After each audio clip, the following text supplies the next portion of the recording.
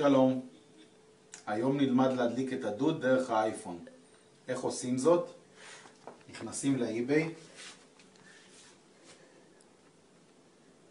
וקונים את המוצר הזה.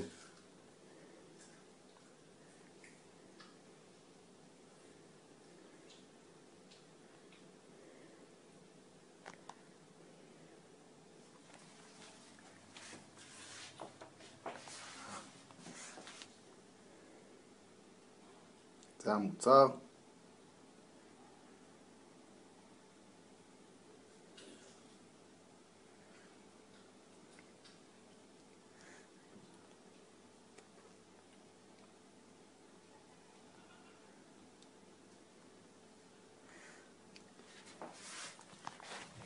המוצר הזה מסוגל להדליק ולכבות כל מכשיר דרך האייפון.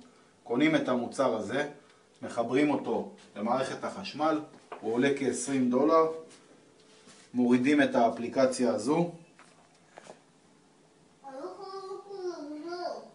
והאפליקציה מראה לכם גם את סטטוס המוצר, אם הוא דולק או כבוי.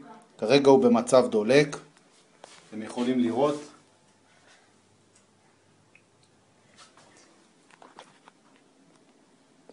אני לוחץ על אוף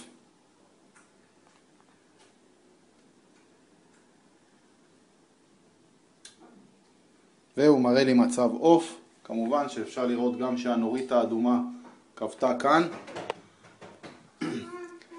המוצר מיועד למי שרוצה להדליק ולכבות את הדוד שלו דרך הטלפון כאשר הוא לא נמצא בבית. לדוגמה, חוזר מנסיעה רחוקה, חוזר מהעבודה ואין מי שידליק את הדוד, או במידה ולא יודעים אם שכחנו את הדוד דלוק, אפשר לעשות זאת דרך הטלפון. תודה, בהצלחה.